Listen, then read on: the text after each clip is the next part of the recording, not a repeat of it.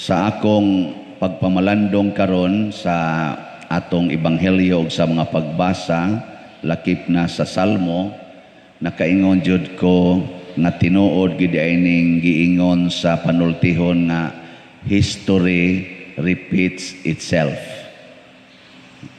Motuo mo ana nga kon ang imong lulo nangabit, posible nga ikaupat, ikaduha, ikatulong apo mga bitsan. Kung ang imong kaliwat kawatan, posible sad nga ang imong anak o imong apo sa madugay sa madali mangawat. Sakto na dili.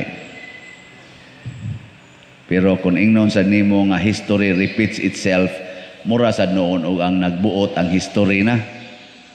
Pero di na tinuod nga history repeats itself. Sin repeats itself. Virtuous repeats itself. Mo na siya ang tinuod. Ang sala di man na mamatay, magsige ra nagbalik-balik. So kung ang history sa imo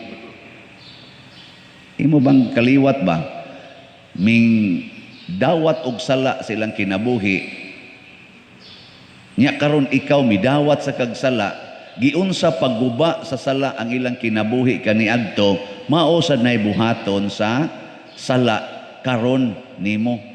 Muna diri sa unang pagbasa giingnan ni propeta Hageo ang mga tao, kamong mga tiguang ni adinhi, nakabantay mo sa kanindot sa templo sa una.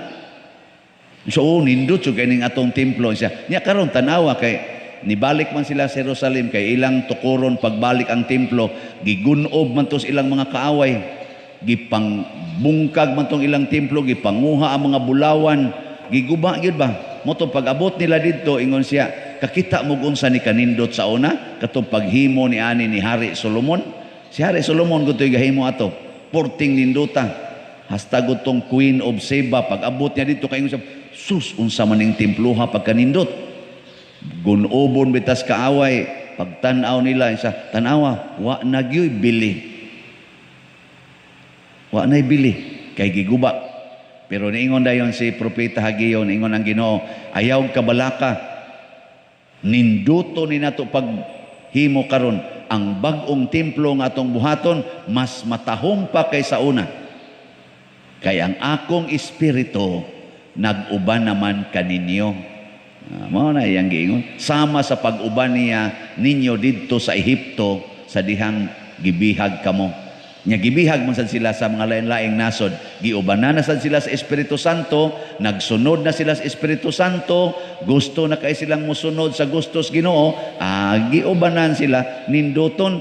Nya nangutana man sila, nya Lord unsaon man may manto si Hari Solomon kay pagtukod niya sa templo, gianda man ni Hari David ang iyang papa ang mga kahimanan, ang bulawan, ang mga kaning mga sana mga puthaw, mga kahoy nga nindot kaayo, ang mga silver, mga inana, gianda man daan ni David. Naa namang materialis ang pagtukod naman lang. Unsaon man ni pagtukod? Ang sa tubag sa Ginoo. Mo naminaw sa dili madugay tayugon ko ang langit, ang yuta ug ang dagat ug pakurugon ko ang tanang mga nasod aron mainyo ang bahandi niini ug ninduton ko pag-ayo kining temploha. Ako ang salapi ug ang bulawan. Giangkon ginas Ginoo. Ako ang salapi ug ang bulawan. Karon kisay tag-iya ang inyong kwarta. Kusga. Nyag moingon ang Ginoo, idunit na tanan sa kapilin ha. Palit mog slots, pinakadaghan ninyong paliton. Sugot mo. Moingon mo, time sa pader mangutana sa kus Ginoo ha. Mangutana sa ko. Uy pader naingon mang Ginoo ayaw lang ipalit. Kinsa maroy masunod ani. Ang akong tingog o ang inyong tingog. Ingon ko ba, ang inyong tanang kwarta ipalit na naron kay karon na rabalan ni Koto pizza 30. Nya napata dire nahibilin nga 9,161 slots. Pamalit na mo. Katong inyong gipalit sa una, dubliha to. Ana, aron mahurot na ni kay nahalina naman tag 20,339 slots as of yesterday. Na, naghana. Lah, pamalit pa mo. Kay karon na lang ni kutupit sa 30. Kanantan na ninyong kwarta, ihurot nagpalit. Haron ighuman sa pizza 30, wa na mo ikaon. Pero ninduton sa Ginoo ang inyong kinabuhi, mas nindot pa kaysa una. Tuo man na. Tanawa mga naw.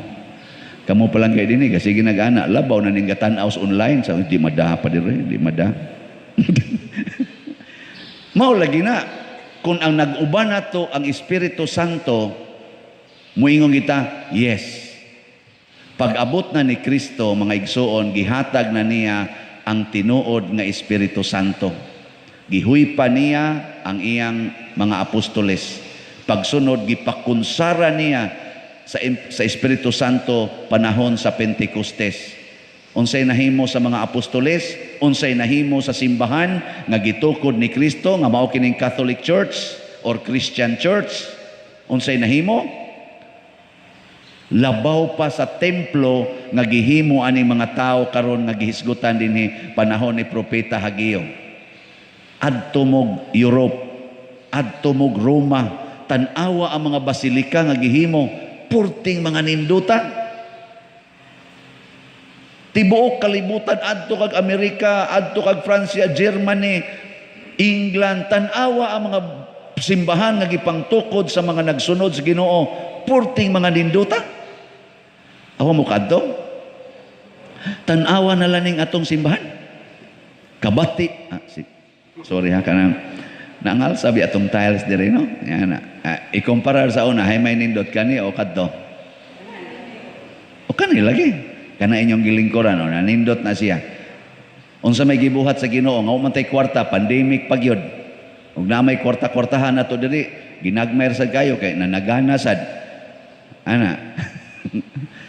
Pero nganong ni nindot man ni siya, gitayog sa Ginoo ang tanang kalibutan, ang kasing-kasing sa mga tao sa tibuok kalibutan nga wa kaila nato ang ato mga online parishioners ning dugang sa ato dinhi gibuhat. Bisag wa sila kakita, wa sila kaanhi, aktual. Wa sila kaila nako, wa sila kahibawog. Unsa sa ka buangon. Pero gitayog sa Ginoo ang ilang kasing-kasing na inang donate og namalit og 1 slot, ay tag 2 slots ingon ana. Ang ato sang kapilinha di Fatima usa ka tuig og tunga nga kumbati sa mga board trustees 5 million ray ilang na raise kadto ra yung beam usa ka buok nga ni barog ngadto padong ni babag inana. Igo raming nidawat. Igo ratang nidawat, gitayog sa Ginoo tungod kay ang mahal nga birhen atong giila ug ang mahal nga birhen asawa sa Espiritu Santo. Kanang templo sa Espiritu Santo ang mahal nga birhen. Naa niya ang Ginoo nagikan nga nagpakatao, gitawag siya the new Ark of the Covenant. Di ba? Nga ato siyang gihalaran, himuan nato siyang lugar nga iyang simbahanan dinhi sa Pilipinas, dinhi sa Sugbo, the first in Asia and the fourth in the world nga replika sa kapilinha dito sa Fatima sa Portugal, Cova da Iria, Portugal. Purti tingaling lipayas birhen ani. Nya iyang gitayog ang mga kasing-kasing, morning nang donate sila. Nya napagyudaghang mo donate. Hasta ning nanimba karon mudunit panigusab. Kana kung gigiyahan sa Espiritu Santo na karon kining mga basilika karong nindot na kaitan-aon, kining mga katawhan nga matod pa ang nagsunod sa Ginoo sa Katoliko lang sa Latin Church mga 1.2 billion kunuta ka buok. Kita lang Catholic Church, wa pay labot ng mga protestanting daghan sa kaayo nga nagsunod gyapon ni Kristo. Unsa may mahitabo niini kung muundang na sad taog sunod sa Espiritu Santo. Unsa may mahitabo, mabihag na sadta sa sala, mahimo na sang bati ang atong kinabuhi. Dili ni pag-unsa ni adto kog Amerika, mga basilika dito akong gipangtan-aw, 40 mga nindutak kani murara ni dito og usa ka kapilya ang atong simbahan, puting dagkuan na pay mga decorations nga mura kag masiga imong mata mo, ari pa kas gawas, igtan-aw nimo, hala kanindot, sige gugu pa picture dito. Patigong nindota. Pero subok palandongon nga inigmisa bisag Domingo, lagyo kayo, wa patoy pandemic ha, lagyo kayo ang mga tao. Jutay ra kayong simbahan dito nga murag mo crowded og jutay, mingaw. Cathedral in a big state, tulura kamisa, upat sa matag Domingo. Niya ang mangnimba perti pag yung jutaya. Kisa may tuwa dito, mga turista, siging picture nga to, gamisa diri ang pari, tuwa sa skilid, siging picture. Di yun, maminaw sa pari. Ang pari sa, gipulaan sa tingal ito, gwali nga way naminaw, dali-dali, paghuman, uli na yun. Total, siguro naman yung stipend.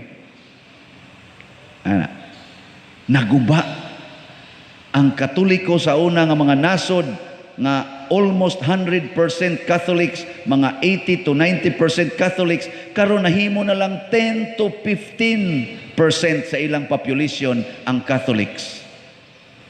Kita din sa Pilipinas, nituo pa ba ta Ginoo? Gigiyahan pa ta sa Espiritu Santo? Nganong magsigi mag-away ang atong mga politicians nga mga Katoliko man ta na sila? Nganong gasigi mag-away? Gasigi maghinapakay og lapok? Nganong kusog man kaayong mamalit o mga botos ang mga politicians panahon sa eleksyon nga mga Katoliko man ta na sila? Nganong mudawat bansad og mga kwarta ang mga botante nga sige man ta na silang simba? Katoliko man sad gyapon ang Katoliko nga politician mao'y nanghatag, ang Katoliko sad nga mga kanini ang butante mao say nidawat. Nya iniguman sa eleksyon, ang Katoliko nga mga nidaog mao ra sad ang nangurakot sa mga Pilipinos nga milaom ngadto nila isip mga leaders. Reality man ni sa Pilipinas since I was born in 1963, ni grabe ni sa dihang hapit nako maminyo. Pagka mga 1990s, grabe na gyud kaayo ang korupsyon hangtod karon. Mga Katoliko man tata, nagsunod pa ta sa Espiritu Santo o wa na? Itubag mo mga Katoliko nga Pilipinos. Apil na sa ko bangutana. Unang gamiting may gahapon, good governance dinhi sa atong Archdiocese.